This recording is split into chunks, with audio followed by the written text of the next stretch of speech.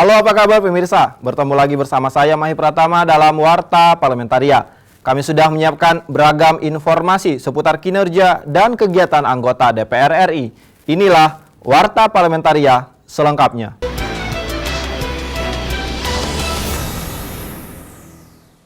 Badan Kerjasama Antar Parlemen mengapresiasi persiapan pemerintah Provinsi Sumatera Selatan dalam berbenah menjelang penyelenggaraan FIFA World Cup U20 yang digelar di Stadion Jakabaring Sport City, Palembang, Sumatera Selatan pada 20 Mei sampai 12 Juni 2021 mendatang.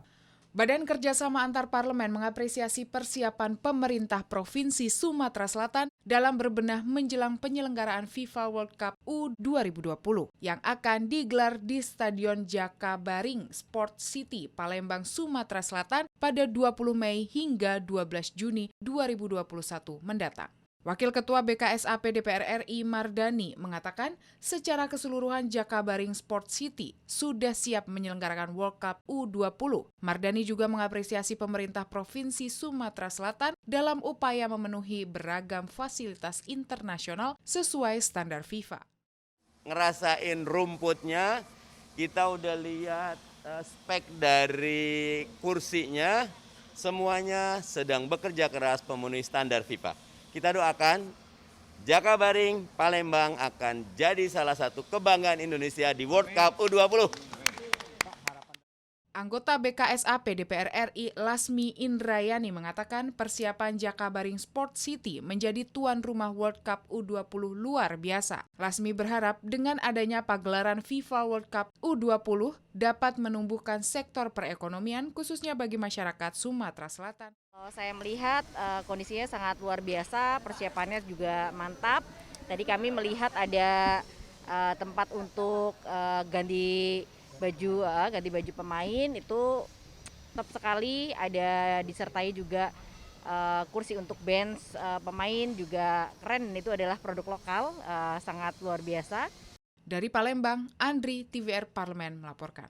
Komisi 2 DPR RI mengapresiasi pelaksanaan pilkada di Provinsi Daerah Istimewa Yogyakarta yang berjalan lancar di tengah pandemi COVID-19. Komisi 2 DPR RI mengapresiasi pelaksanaan pilkada di Provinsi Daerah Istimewa Yogyakarta yang berjalan lancar di tengah pandemi COVID-19. Ditemui dalam kunjungan Komisi 2 DPR RI ke Yogyakarta, Ketua Komisi 2 DPR RI Ahmad Doli Kurnia Tanjung mengapresiasi kinerja KPU dan Bawaslu pada Pilkada 2020 Kabupaten Sleman, Bantul, dan Gunung Kidul yang berjalan dengan lancar serta melaksanakan protokol kesehatan secara ketat. Partisipasi pemilih itu juga didukung oleh bagaimana mereka juga menerapkan protokol kesehatan COVID-19. Ya, ini yang luar biasa.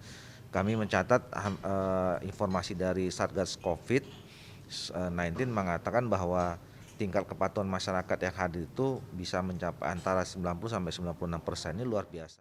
Wakil Ketua Komisi 2 DPR RI Saan Mustopa juga mengapresiasi tingkat partisipasi masyarakat dalam Pilkada Serentak Yogyakarta yang mencapai 79,3%. Saan menilai pemerintah daerah istimewa Yogyakarta berhasil meyakinkan masyarakat untuk tidak takut datang ke TPS dan menggunakan hak pilihnya.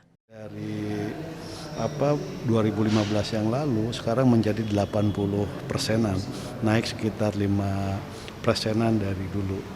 Jadi selama ini tingkat kekhawatiran publik bahwa partisipasi akan rendah, ternyata di DIY itu melebihi target yang sudah ditetapkan KPU secara nasional. Sebelumnya, Komisi Pemilihan Umum telah menentukan target nasional partisipasi pemilih di Pilkada 2020 mencapai 77,5%. Dari Provinsi Daerah Istimewa Yogyakarta, Rifki Makdudi, TVR Parlemen melaporkan. Anggota Komisi 10 DPR RI mendorong pemerintah pusat dan daerah mempersiapkan kurikulum dan tenaga pendidik sebelum rencana sekolah tatap muka dimulai. Anggota Komisi 10 DPR RI mendorong pemerintah pusat dan daerah mempersiapkan kurikulum dan tenaga pendidik sebelum rencana sekolah tatap muka dimulai. Dalam kunjungan kerja spesifik ke Kota Bogor, Jawa Barat, anggota Komisi 10 DPR RI Putra Nababan menjelaskan saat kegiatan sekolah dimulai, tenaga pendidik akan dihadapkan pada sistem tatap muka dan sistem daring secara bersamaan atau sistem hybrid. Untuk itu, tenaga pendidik perlu mendapat pembekalan dan pembinaan agar mampu menerapkan sistem hybrid. Biar bagaimanapun guru yang pertama harus dipersiapkan juga. Ya, guru harus bersiapkan dengan kurikulum yang ada, bagaimana dia cara menyampaikannya, dan bagaimana memberikan tugas, dan bagaimana menilainya. Dan harus dikasih tahu juga arah perkembangan anak yang kita harapkan seperti apa dengan sistem hybrid seperti ini. Gitu loh, ya kan?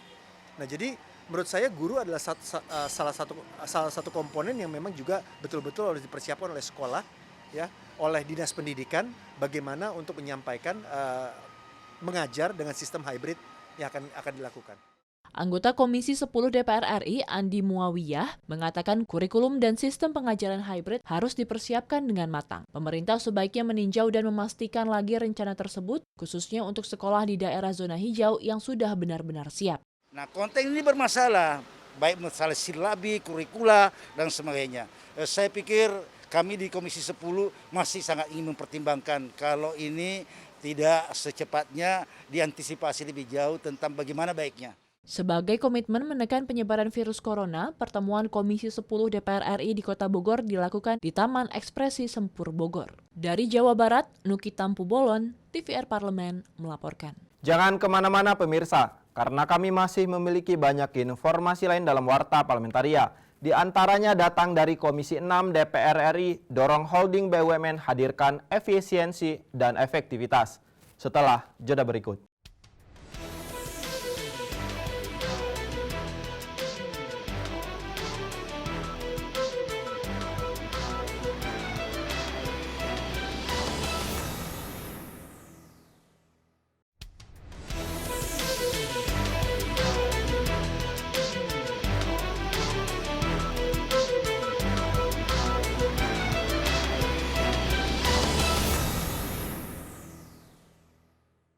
Komisi 6 DPR RI dorong pembentukan holding BUMN strategis untuk menghasilkan manajemen BUMN yang lebih efisien dan efektif sesuai tuntutan perkembangan zaman. Komisi 6 DPR RI mendorong pembentukan holding BUMN strategis menghasilkan manajemen BUMN yang lebih efisien dan efektif selain tuntutan perkembangan zaman. Usai pertemuan Komisi 6 DPR RI dengan PT RNI, PT Sanghyang Sri, PT Bio Farma, PT PAL, dan PT Pos Indonesia di Subang, Jawa Barat, anggota Komisi 6 DPR RI Muhammad Toha mengapresiasi kebijakan para direksi BUMN strategis seperti revitalisasi pabrik gula milik PT RNI dan restrukturasi PT Sanghyang Sri dalam holding BUMN pangan. Kalau misalnya pangan ini menjadi masalah atau kurang atau langka, maka RNI yang bertanggung jawab.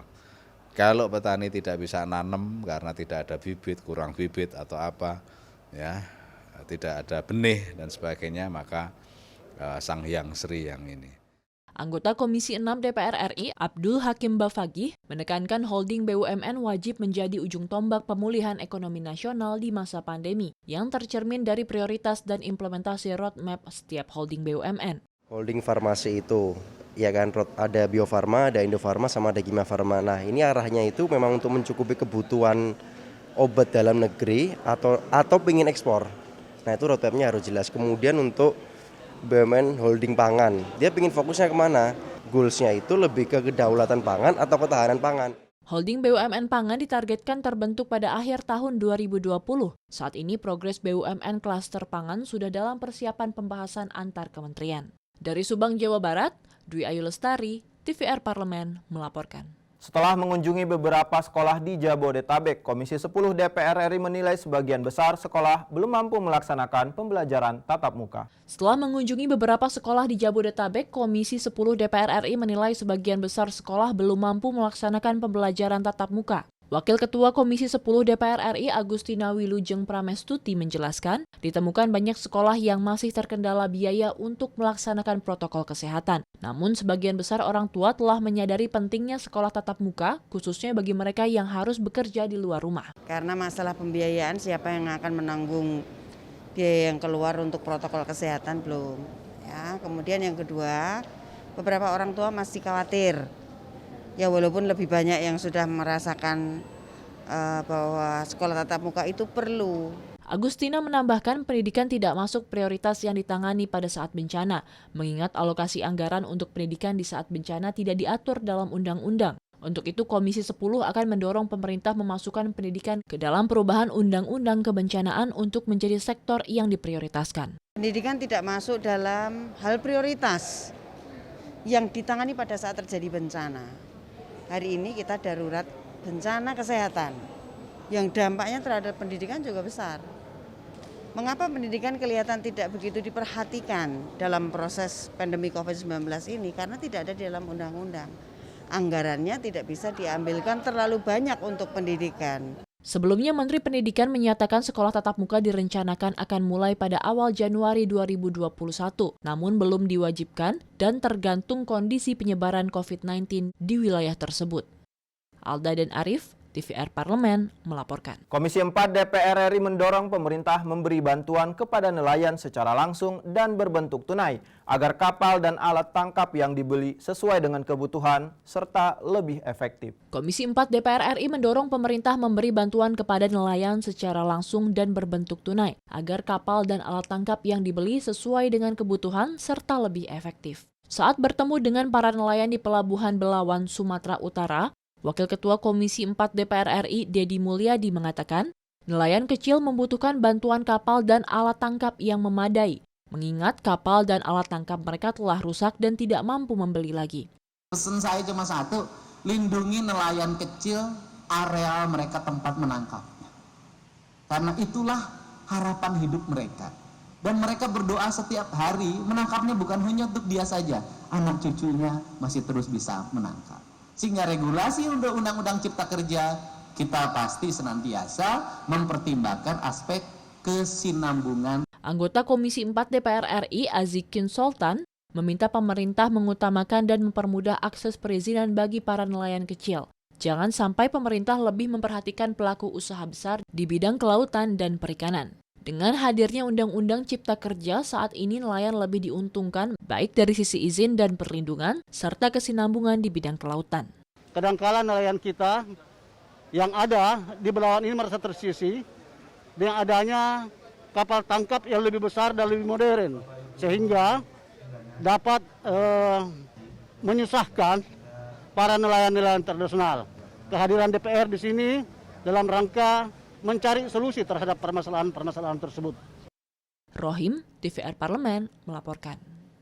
Komisi 6 DPR RI meminta holding BUMN Farmasi menjaga kualitas vaksin yang sudah sampai di Indonesia hingga saat didistribusikan ke masyarakat. Komisi 6 DPR RI meminta holding BUMN Farmasi menjaga kualitas vaksin yang sudah sampai di Indonesia hingga saat didistribusikan ke masyarakat. Usai pertemuan dengan PT RNI, PT Sanghyang Sri, PT Bio Farma, PT PAL, dan PT Pos Indonesia di Subang, Jawa Barat, anggota Komisi 6 DPR RI Abdul Hakim Bafakih mengingatkan PT Bio Farma, Indofarma, dan Kimia Farma terus bersinergi dengan kementerian dan lembaga terkait dalam penyediaan vaksin COVID-19. Terkait rantai pasoknya, karena ini barang yang spesifik. Vaksin ini harus suhunya, temperaturnya benar-benar dijaga. Kita kemarin nggak bisa kerjasama dengan Pfizer. Pfizer ini produknya bagus karena persyaratannya harus minus 70 derajat. Nah, kita ambil Sinovac yang minus 2 sampai dengan 8 derajat. Nah, mudah-mudahan.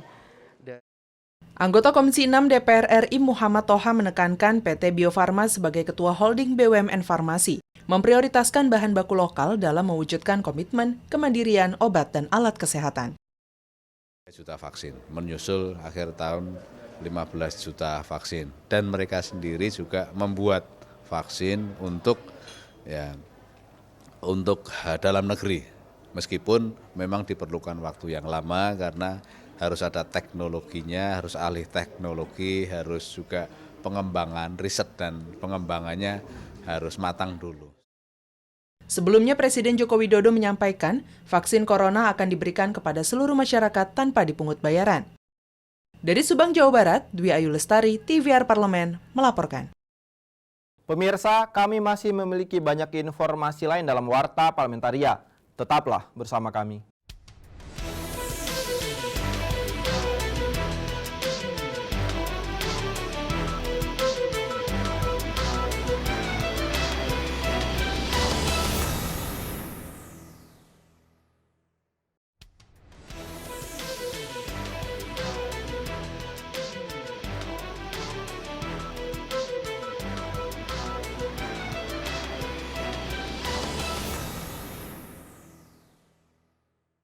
Komisi 10 DPR RI meminta kepala daerah setempat memastikan kesiapan protokol kesehatan kedisiplinan, serta izin dari sekolah dan orang tua siswa dalam pemberlakuan pembelajaran tatap muka tahun ajaran 2021.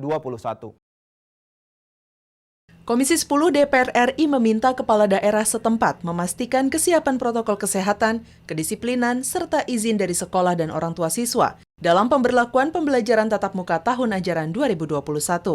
Ditemui usai pertemuan dengan Pemkab Tangerang dan meninjau SMP Negeri 3, Tiga Raksa Tangerang, Wakil Ketua Komisi 10 DPR RI Dede Yusuf mengatakan, pembukaan sekolah untuk pembelajaran tatap muka memerlukan kesiapan protokol kesehatan yang ketat dan kedisiplinan para guru serta siswa. Apakah pemerintah daerah mau membuka atau tidak? Lalu kemudian apakah komite sekolah, apakah kepala sekolah, dan yang terakhir adalah orang tua. Apakah orang tua yakin? Karena apa? Itu juga sangat berkaitan erat, bukan hanya di sekolah tetapi pada saat mereka menuju sekolah dan pulang dari sekolah. Bupati Kabupaten Tangerang, Zaki Iskandar menyampaikan, pemerintah daerah sudah menyiapkan infrastruktur untuk protokol kesehatan di sekolah dengan tetap memperhatikan tingkat kerawanan penyebaran COVID-19. Secara infrastruktur dan sumber daya manusia sudah siap. Hanya kita melihat situasi dan kondisi terakhir mengenai tingkat kerawanan penyebaran COVID-19. Per hari ini kita berada di zona oranye, ya, dengan tingkat positivity rate-nya per hari bisa sekitar 30-35 orang. Pelaksanaan pembelajaran tatap muka tahun 2021 harus tetap memperhatikan protokol kesehatan, disertai dengan izin dari pemerintah daerah, pihak sekolah, dan orang tua siswa. Dari Kabupaten Tangerang, Provinsi Banten, Mahir Pratama, TVR Parlemen, melaporkan. Komisi 10 DPR RI mendorong pemerintah Kabupaten Cirebon untuk menyusun konsep pengembangan pariwisata dan ekonomi kreatif di daerah Cirebon. Komisi 10 DPR RI mendorong Pemkab Cirebon untuk menyusun konsep pengembangan pariwisata dan ekonomi kreatif di daerah Cirebon. Ditemui dalam rangkaian kegiatan kunjungan kerja Komisi 10 DPR RI ke Kabupaten Cirebon, anggota Komisi 10 DPR RI Ferdiansyah menilai, Kabupaten Cirebon memiliki destinasi wisata religi yang banyak diminati wisatawan. Namun masih perlu dikembangkan dan disempurnakan untuk meningkatkan minat wisatawan sehingga dapat mendorong roda perekonomian masyarakat setempat. Untuk di sini yang menjadi hal utama dalam konteks pariwisata dan ekonomi kreatif yaitu mengenai 3 akses, amenitas, dan atraksi. Nah, atraksi kami yakini dengan budaya di Cirebon ini sudah cukup banyak. Kembali lagi masalahnya di pengemasan. Pengemasan karena ini juga sebenarnya masalah umum yang ada di Indonesia. Anggota Komisi 10 DPR RI Andreas Hugo Pariera meminta Pemkab Cirebon menyusun konsep ekosistem pariwisata religi di Cirebon. Mengingat selama ini pariwisata di Cirebon cukup diminati walau tanpa pengelolaan dari pemerintah daerah. Andreas yakin dengan campur tangan Pemda, potensi pariwisata Cirebon akan lebih berkembang. Cirebon ini sangat potensial gitu. Karena ini kan daerah interchange ya, daerah pertemuan dari berbagai macam penjuru kabupaten, kota yang melewati wilayah ini gitu. Sehingga sebenarnya ini sangat strategis untuk pengembangan pariwisata dan ekonomi kreatif. Komisi 10 akan terus memberikan dukungan untuk kemajuan pariwisata dan ekonomi kreatif di daerah. Dari Jawa Barat, Nur Fuad, TVR Parlemen, melaporkan. Anggota Komisi 10 DPR RI Ledia Hanifa Almaliyah menilai untuk pengembangan pariwisata tidak hanya memerlukan pembenahan destinasi pariwisata, namun juga peningkatan kualitas SDM sebagai pengelola. Anggota Komisi 10 DPR RI Ledia Hanifa Amaliyah menilai untuk pengembangan pariwisata tidak hanya memerlukan pembenahan destinasi pariwisata, namun juga perlu peningkatan kualitas SDM sebagai pengelola. Ditemui saat kunjungan kerja spesifik ke Kabupaten Sumedang, Jawa Barat, Ledia mengatakan diperlukan pelatihan SDM untuk membentuk desa wisata yang melibatkan warga menjadi pemandu wisata, agar warga memahami apa yang ditawarkan daerahnya bagi wisatawan. Selain itu, pembentukan desa wisata dapat mengurangi angka pengangguran karena membuka lapangan pekerjaan baru bagi warga sekitar. Semua masyarakat juga terlibat. Kalau jargonnya setiap warga Sumedang itu harus jadi pemandu wisata, artinya kan harus ada pembekalan, mereka memahami budaya, terus apa yang mau disosialisasikan, apa yang mau dijual istilahnya gitu ya. Nah itu yang harus kita dorong supaya pelatihan-pelatihan ini menjadi lebih baik. Nanti dari Kementerian Pariwisata dan Ekonomi Kreatif mestinya mendorong agar mereka ini bisa disertifikasi gitu. Nah, Ledia menilai Sumedang memiliki banyak variasi destinasi pariwisata, mulai dari sport tourism, budaya, sejarah, hingga kuliner. Untuk itu, Leidia mendorong Kementerian Pariwisata dan Ekonomi Kreatif untuk mempromosikan berbagai macam destinasi pariwisata di Sumedang. Kelebihannya Sumedang itu punya variasi destinasi yang luar biasa. Dan itu bisa jadi potensi yang besar. Ada sport tourism, ada budaya, ada sejarah, ada kuliner, ada segala macam. Dan itu bisa di-combine, bisa dijadikan satu paket. Dari Sumedang, Provinsi Jawa Barat, Rangga Wijaya, TVR Parlemen, melaporkan. Demikianlah beragam informasi seputar aktivitas DPR RI yang sudah kami susun dalam Warta Parlamentaria. Saya Mahir Pratama beserta kerabat kerja yang bertugas undur diri. Terima kasih atas perhatian Anda dan sampai jumpa.